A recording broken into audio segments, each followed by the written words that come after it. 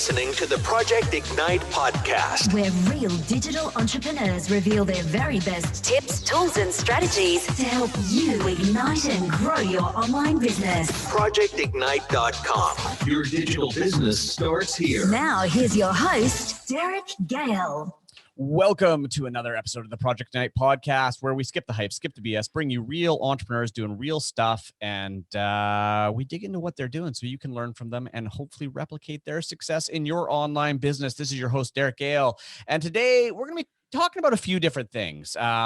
We're going to start off with a topic and a term, side hustle, which you may be familiar with, and it's grown in popularity substantially over, let's call it the last, 5 years. And we're going to be talking to somebody who has really driven the growth of this term. And then we're going to go down some rabbit holes into how he's built his online income and empire and some of the strategies he's used.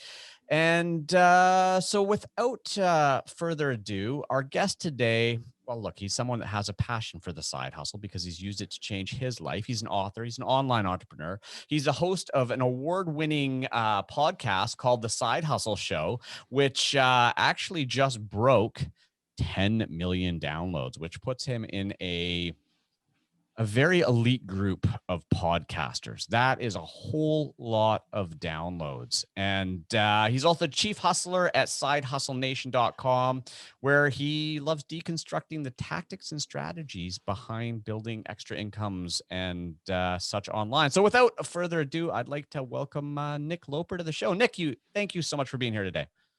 Derek, what is going on, man? Your intro's got me pumped up. Good. All right. So side hustle.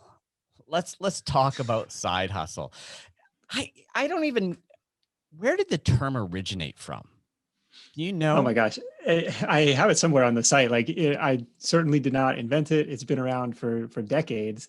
Yeah. Probably more common in previous generations would have been called moonlighting, but essentially anything you're doing to make extra money outside of a day job, ranging from bartending, delivering pizzas, okay, that counts.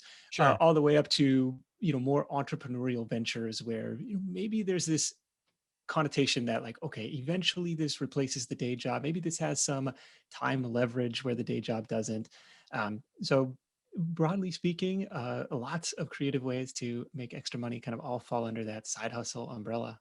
Yeah, you're right. It used to be called moonlighting, and yeah, I'm trying to think, because it's really been, it has been over the last, decade that it's really gained popularity as a term. I think it's some good old Gary V. I'm pretty sure he's used it a lot.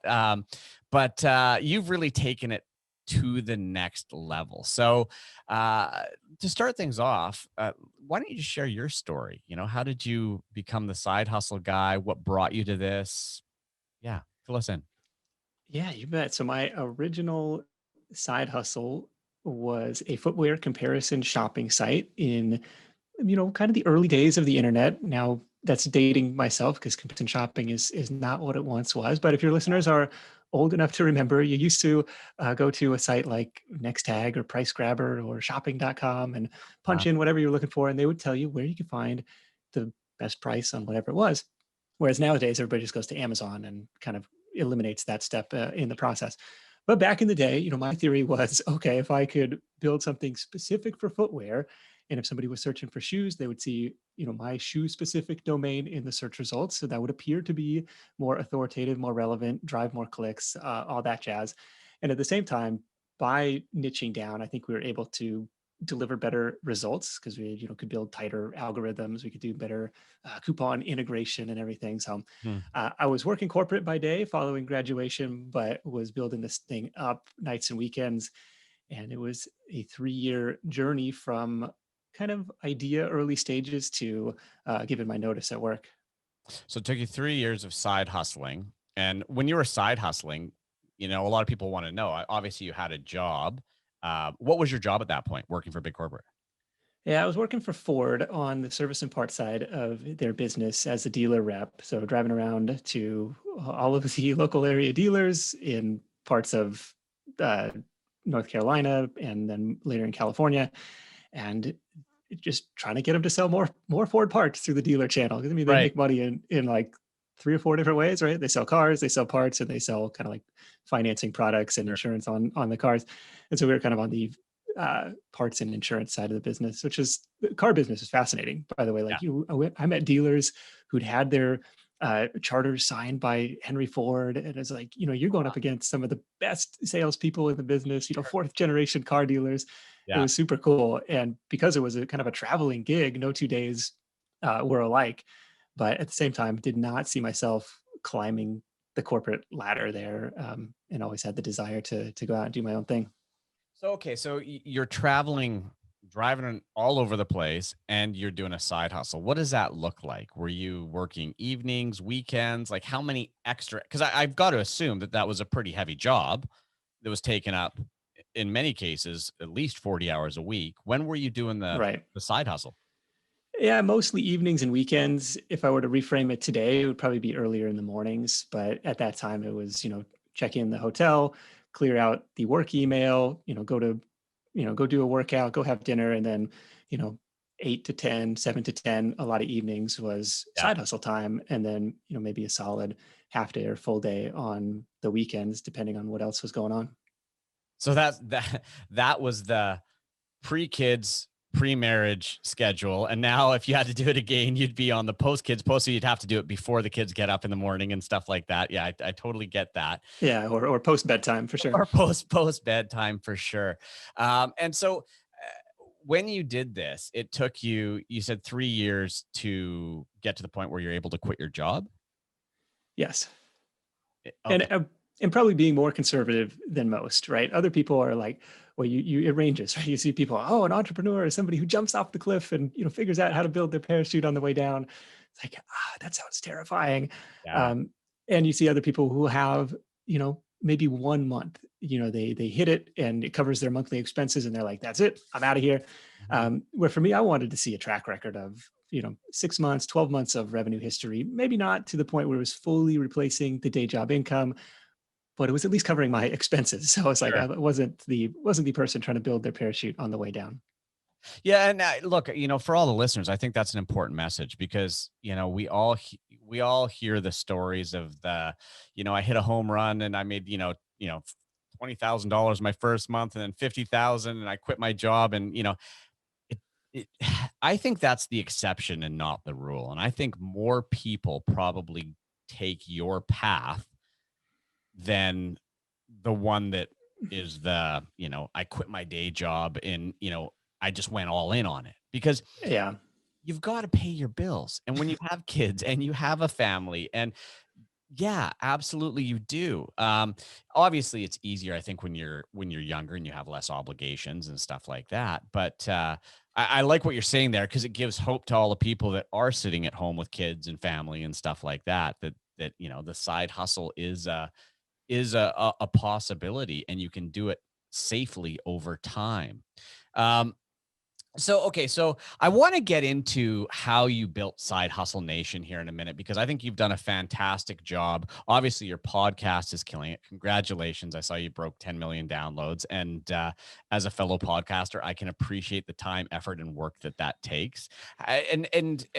An overnight success, 8 Oh, years in the making.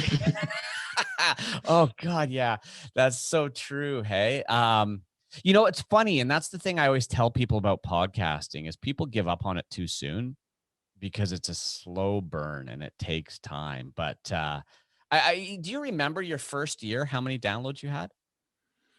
Oh my gosh. I could look up the numbers for you, but I remember like, hitting, triple digits on like the daily download chart. Like, oh, I had 150 today, Sure. Yeah, versus, I think an average day today is like 10,000. sure. And being grateful for that. Like there's 150 people out there in the world, minus maybe a couple of them were bots or something, but like people, wanted to tune into this stuff. They were going to dedicate time out of their day to learn what you and your guest had to say. I think that was really cool. I saw just enough traction, and I found I enjoyed doing it. Probably more importantly, to keep at it.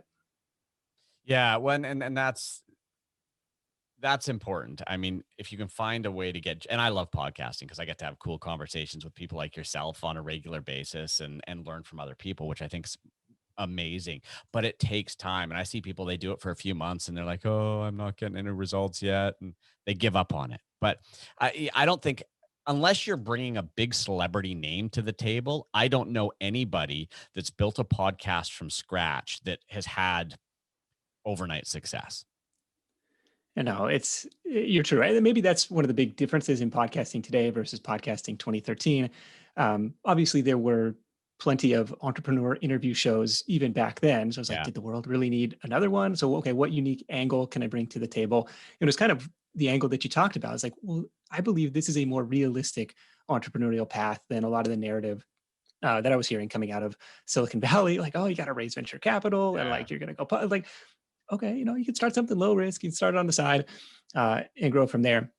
The other big shift is the entrance of big media, big money into the podcasting world, which is on the one hand, great. There's more awareness, there's more sponsorship dollars floating around than there ever were before. But now you're up against ESPN and NPR and the New York Times. Like there are some excellent shows. So probably not going to be able to compete with that on production quality, but hopefully you can compete with that in terms of the content that you produce. Well, and it's funny though, when you say you can't compete in production quality, when you really think about the production quality of a standard podcast where it's just, a broadcast like talking or interviews and stuff, we can. When I listen to the difference between, the Pivot or the Daily or whatever versus, some entrepreneurial shows where I know the guys are just doing it from their home office, there's not a lot of difference. And that's what I find fascinating about it, right? It's just obviously they have a bigger reach and a bigger network that they can push it over. But I mean, the qualities can be so close, I think.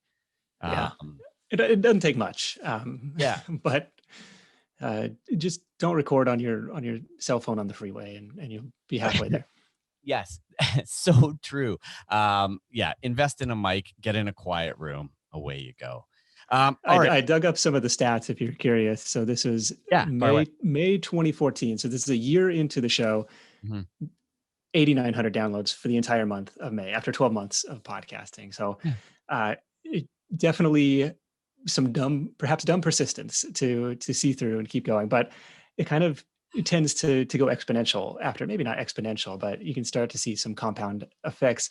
And I think Yes. the reason for that is so much of podcast growth is word of mouth. And if you can kind of get that flywheel spinning where you turn one listener into two, then it starts to grow. I think Serial is probably a good example, or some other podcasts that have kind of gone onto the mainstream radar.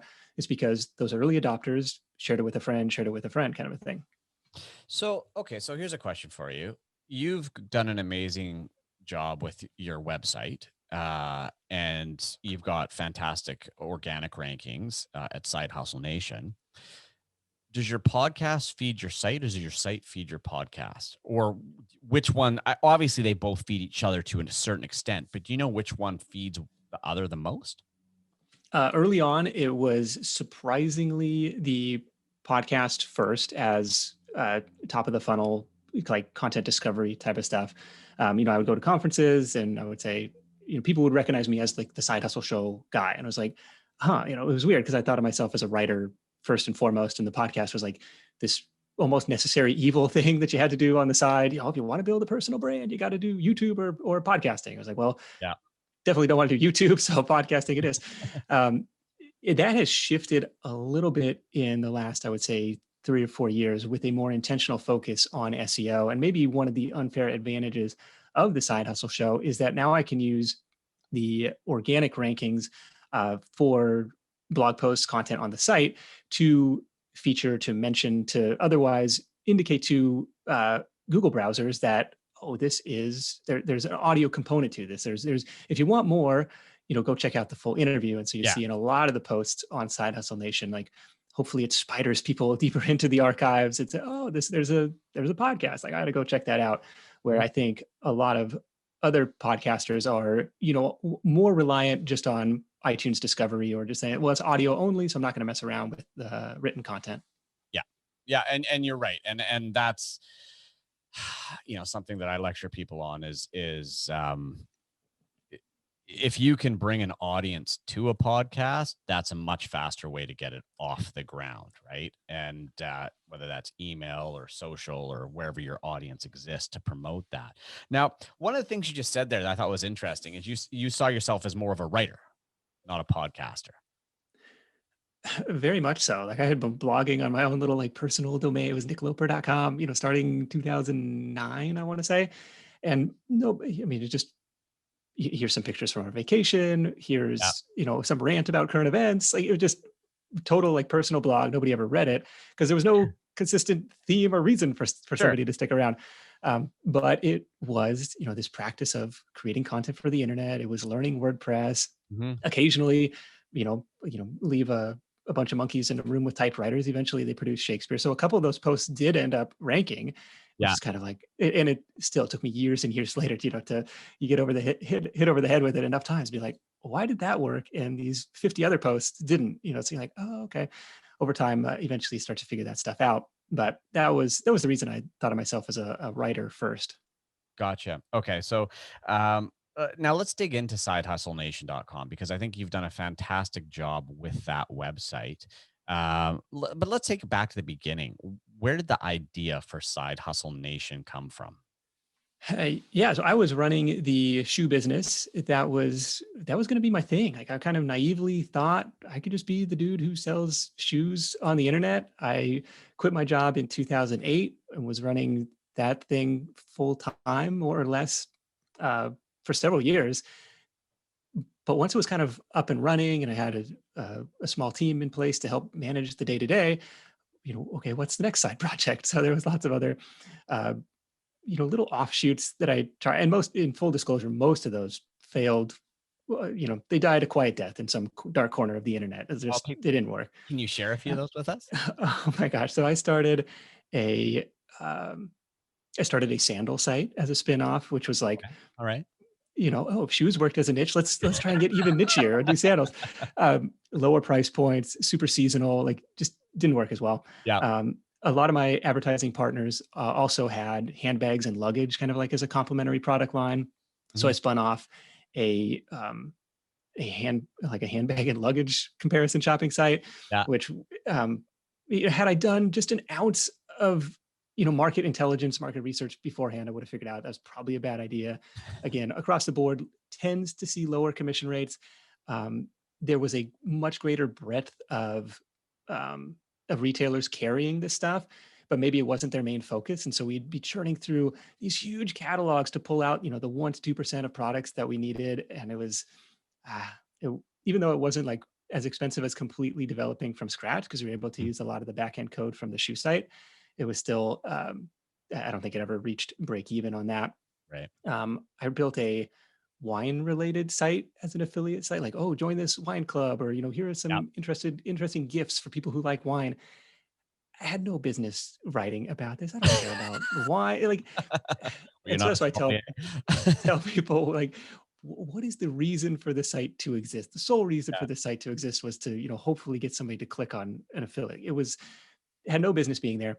But one of the cool things that came out of it was, in the process of, dinking around and doing research for that, I came across this site that was reviewing wine clubs, or ostensibly reviewing wine clubs. And that was, they would tell you, like, here's the different options. If you're into reds, if you're into whites, like, okay, here's our rankings. And here they had it opened up to user reviews, which I thought was interesting. And looking back, pretty sure those had been manipulated by the site owner to put whatever paid them the most commission. Yeah. Was conveniently ranked number one. Yeah. But I thought, was like, well, this is a really cool model. And it's like, well, what could I pivot that to? And this is one of the, side hustle idea generation tactics. It's like, well, if you see something that's interesting, how could you, rip off that idea, to borrow from the Tropical MBA podcast? How could I rip that off, pivot that, most importantly, pivot that to a new niche, new industry, and then jam, they call it, rip, pivot, and jam. How can I go to work and execute on that? And so for me, that turned into a site called Virtual Assistant, which is a directory and review platform for outsourcing companies Mhm. that I started on the side from the shoe business and ran just up until late last year, where I ended up selling it off. But it was a really cool just kind of this little pivot on this wine review site that was the inspiration for that. And then a couple years after that, after some soul searching, like, what do you want to be known for? This, similar questions for idea generating frameworks. Like, what do people ask you for help about? What problems have you overcome in your own life? Mhm. What do you never get tired about talking about? And it's like this idea of this lower risk brand of entrepreneurship, kind of deconstructing business models that really stuck with me. And so that was when Side Hustle Nation was born.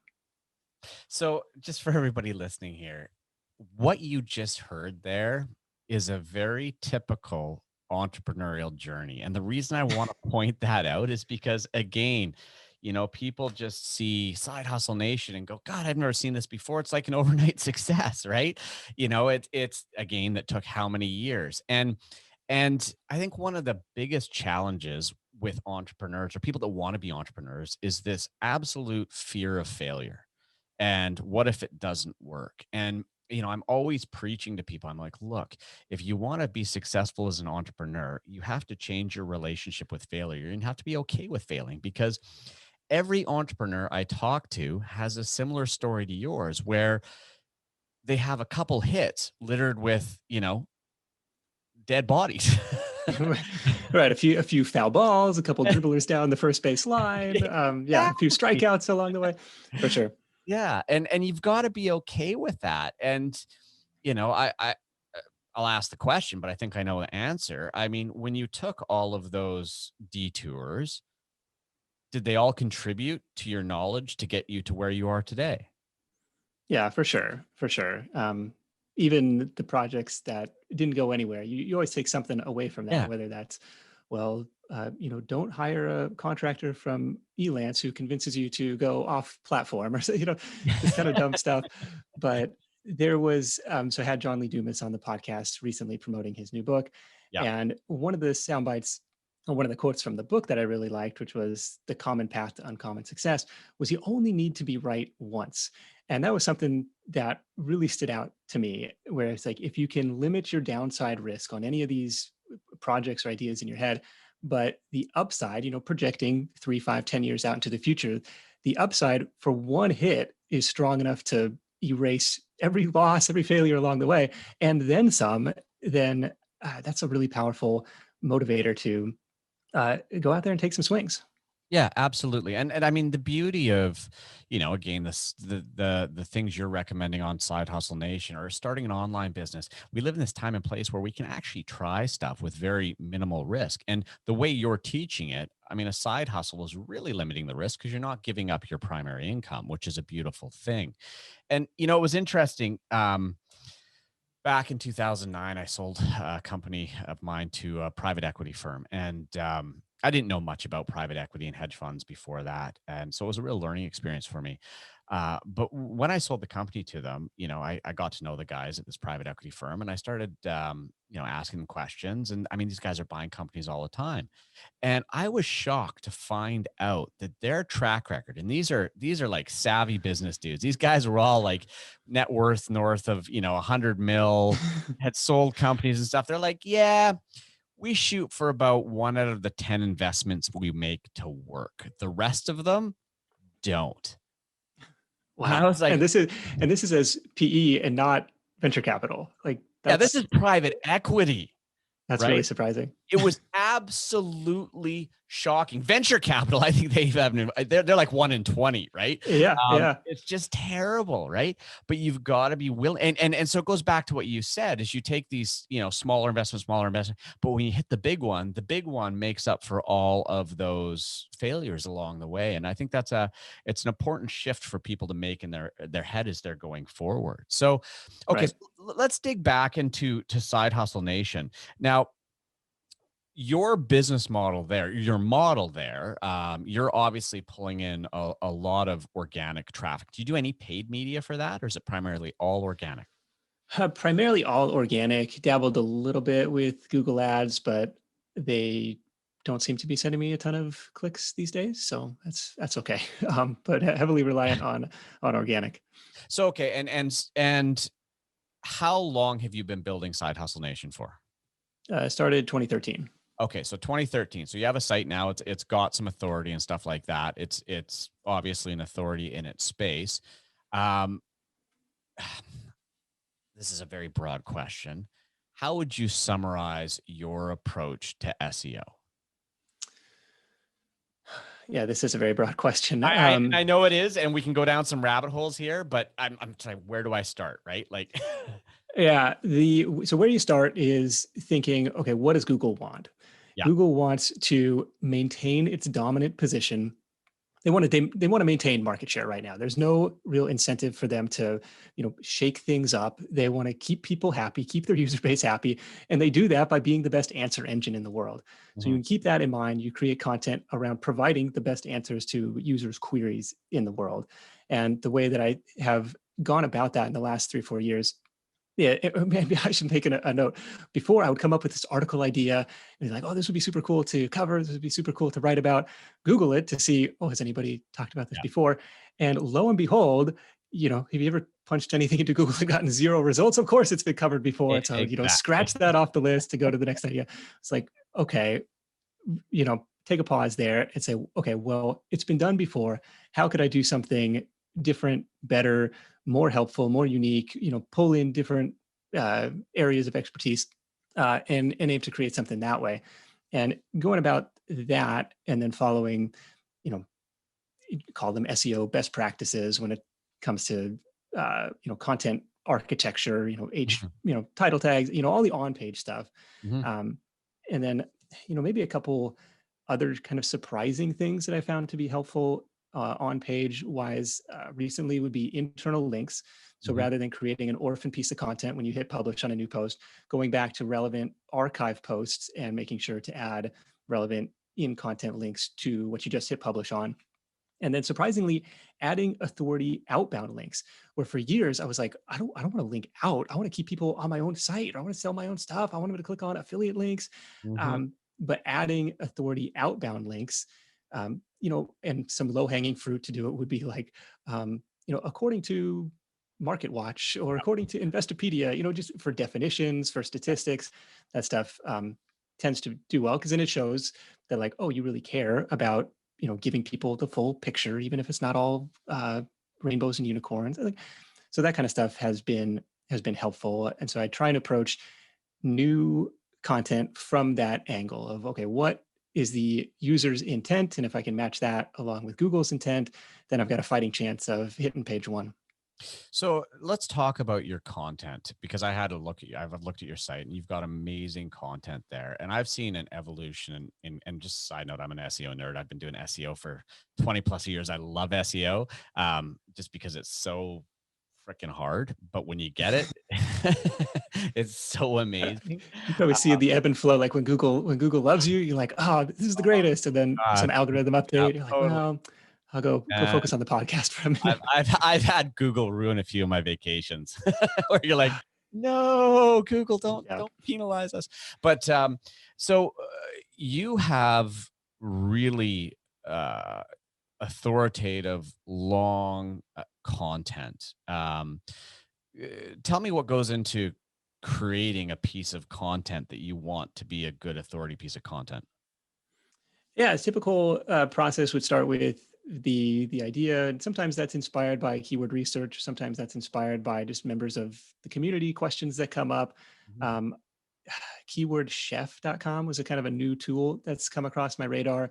And the cool thing is where I used to do this by hand, using Google auto suggest, like you type in a search query. Yeah. So for me, it might be, you know, how to make money blank, and hit the space bar and then like scroll through the alphabet to see what comes up in that auto suggest. What Keyword Chef does is you can fill in like how to make money asterisk and like as a wild card, and then it'll fill in like everything that people search for after that, which I thought was a cool time saver.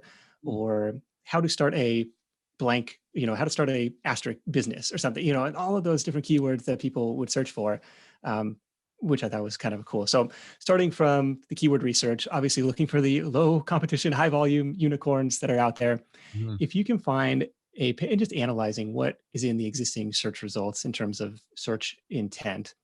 Um, are they list posts? Are they how-to guides? You know, since that is what Google has deemed to be the best answer to that query, right? If you can match that and improve upon that. I don't know if I have a minimum keyword volume to go after.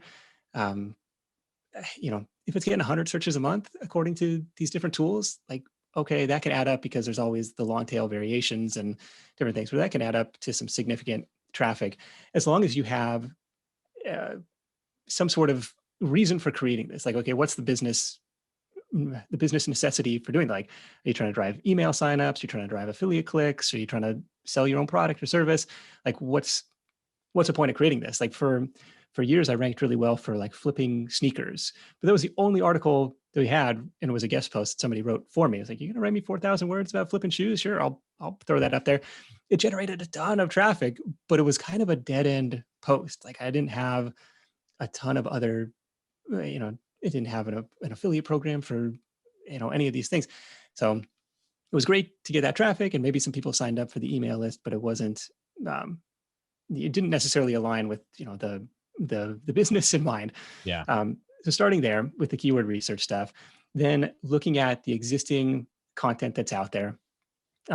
What are they including? Like, what are their H2s? You can go through the first couple pages to see, okay, what kind of common segments in their articles, like, are they covering, and try and build something beefier than that. Or if you have unique expertise, lately I've been trying to find, specific interviewees to chat with, and we'll throw that up on YouTube to try and cross promote and get double chances of ranking on the first page, Mhm. just to say, okay, there's a multimedia element to this, or even the podcast element is probably a good example of that too. Mhm. But to say, if we want to talk about I don't know if this will ever rank, but we had a guy, actually a woman, talking about selling printables on Etsy, a fascinating business of creating digital assets and selling them over and over again. So try and beef up that post on Etsy printables and see if there's any traffic to gain there. Gotcha. Okay. And as far as structure, your site's built on WordPress, I think I heard you say. Yes. Yeah. Yes. Any favorite SEO plugins? I don't know. I just use Yoast. Yeah. It's not.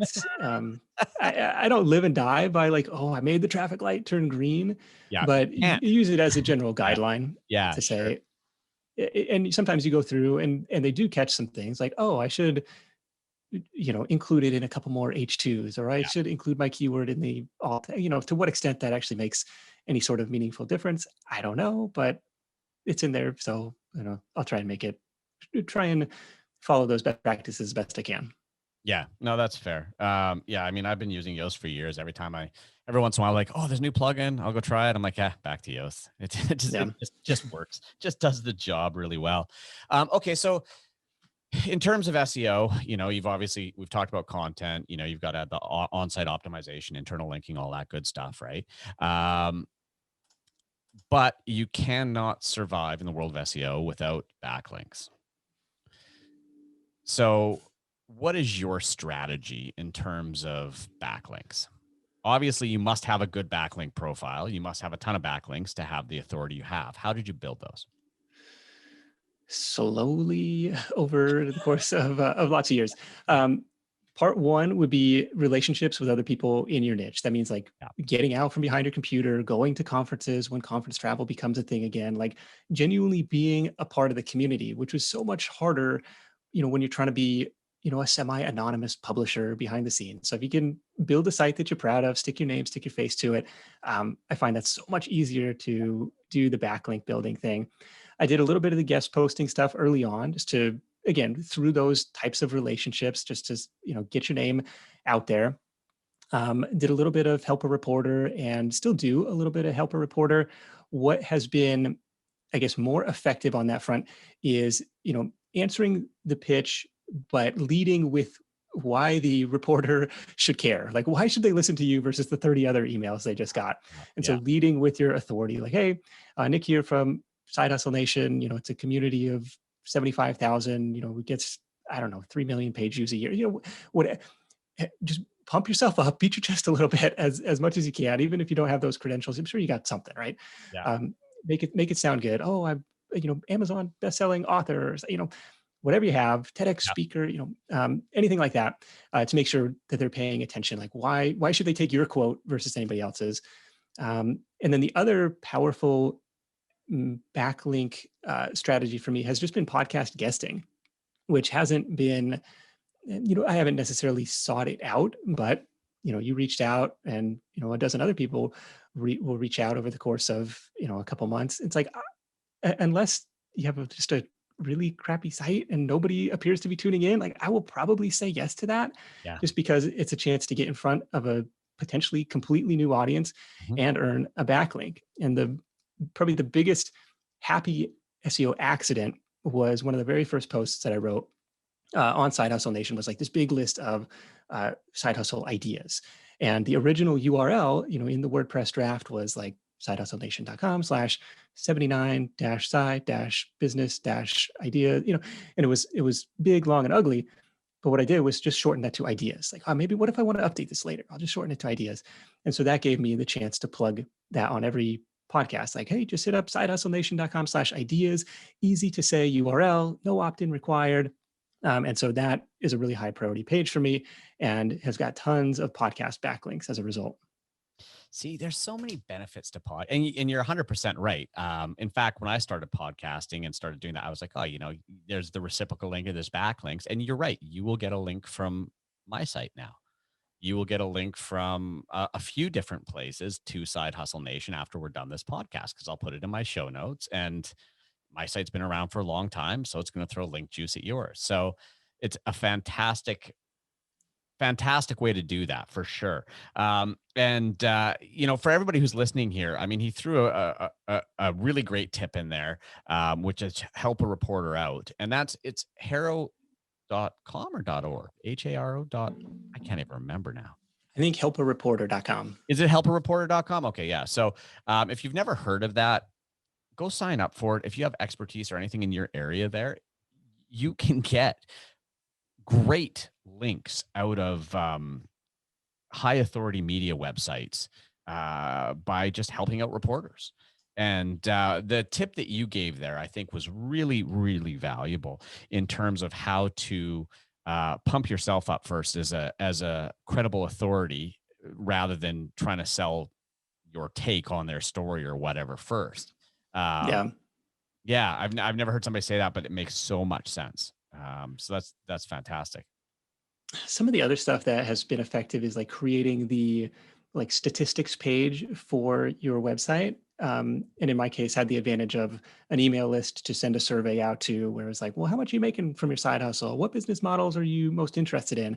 So creating the side hustle statistics page, which I can update every couple years. That way, if a journalist is looking for some data to cite for their article, maybe they stumble upon that somehow. I think it's on the first page for that keyword. And they, it's kind of like in the car business, where I used to, where it's like, there was a saying like, being number one sells cars. Like, it's the same thing in SEO, which is not super helpful, but being number one builds backlinks. It's like, if people are looking for something to cite, to source, then, Totally. they may get to you. Well, it's that flywheel you're talking about with your podcast, right? Once you get the flywheel going, it becomes self-perpetuating, and it's the same with backlinks. Backlinks will start to come once you are there. Why? Because when people are looking for the source, if you're number one, they just assume you're the best source. And so over the past, with this strategy, you create kick-ass content. You don't try and game the search engines. You build links, and you've built them slowly over time, as you should. As Google has constantly updated and changed their algorithms, how have you fared over the past couple of years? We took a little bit of a haircut last May during that update, but then it seemed to, bounce back during the November update. So, I mean, we'll see how it goes with this June Core Web Vitals thing. I mean, are you stressed about it? It doesn't seem to be a huge. It seems like they're formalizing stuff that has already been ranking factors for a while, like user experience, page speed. I don't know.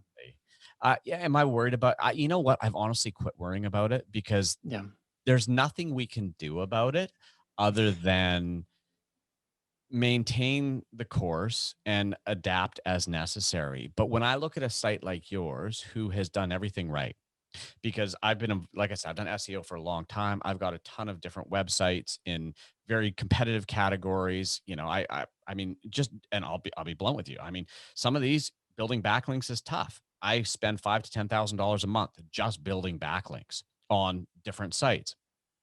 And, the fact of the matter is Google's going to change stuff. And I've come to the conclusion that sometimes Google just updates the algorithm just to reorganize the SERP. So the same frickin' 10 sites don't just continue to dominate all the time, because sometimes you see it shift and you're like, it's just more of the same, just different, right? So Yeah. what are we trying to achieve here?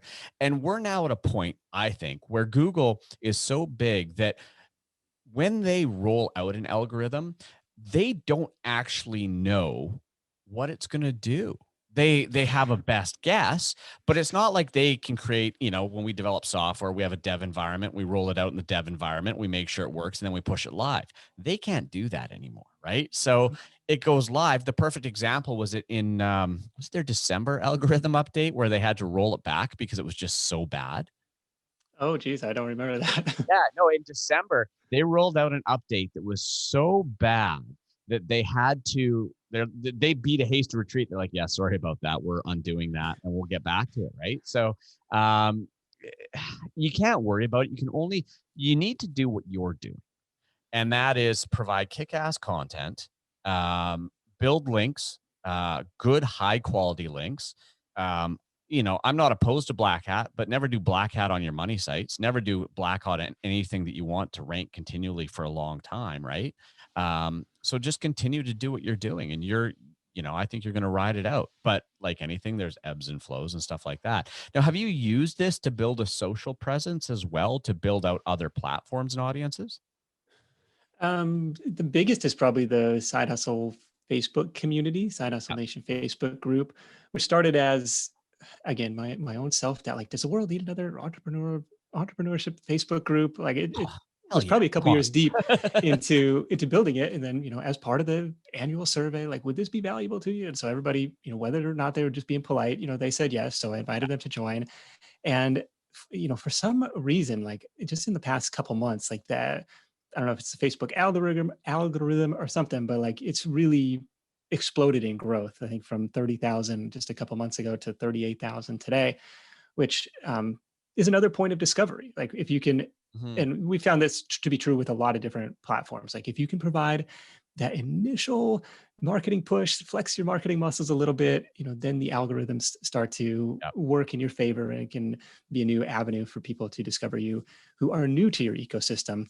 And I Yeah. will be the first to admit, like, I don't have a great, funnel for those people. Like, I'm not doing a great job collecting emails from that group, but hopefully it's another touch point for the community for there for sure. Yeah, well, I think this is, and one of the lessons I think for people to take out of this is once you build up that first channel, you got your website going, then you get your podcast going, and now you have great traction there. Once you have those, getting them into other channels becomes far easier because you can cross promote. Hey guys, go check out the Facebook group. Hey guys, go check this out. And I'm a big believer in as many touch points as I can have, the better, because if one goes sideways, I still have Right. touch points, right? And so I've got so email, obviously, I'm going to say obviously, I'm assuming it plays a fairly big role in your business. Email is huge. Um, One thing that worked really well for me, and was kind of an inflection point for the business, was stopping podcasting for the sake of podcasting and starting podcasting as content marketing. Mhm. And what I mean by that was treating it as a top of the funnel lead generation type of thing. Sure. And what it took me probably 14, 15 months of doing it to realize this, but started creating at that time episode specific lead magnets. Like, hey, you're out walking the dog, you're at the gym, you're driving in the car, probably not in the best place to take notes. Meanwhile, my guest is dropping all sorts of juicy knowledge bombs on you, and you'd like to write those down. You'd like to be able to access those later without having to re-listen to the episode. Don't worry, we took notes for you. You can go over to sidehustlenation.com/whatever and download those right away. In those first 14, 15 months, had built an email list of 1,000 people, which was awesome. Hey, 1,000 people paying attention to me.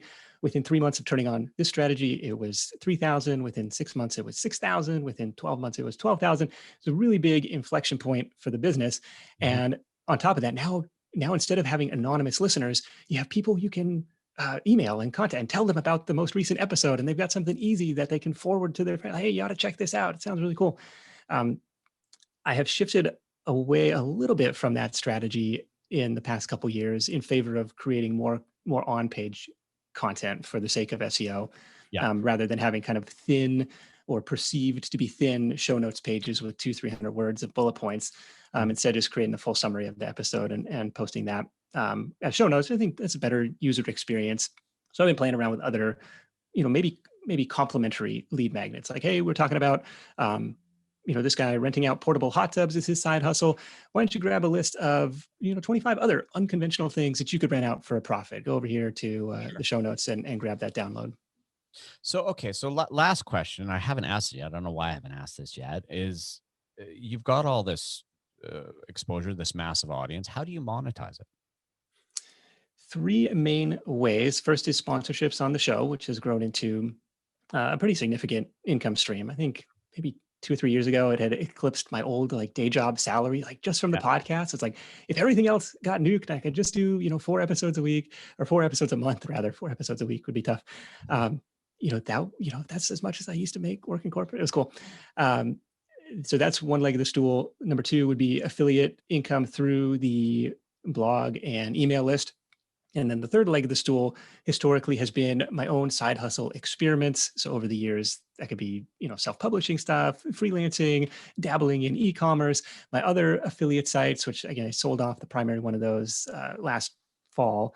But that's kind of how the three-legged stool tends to stand. And admittedly, the experiment side is a little bit lopsided today, but the other two are where I'm spending the bulk of my time.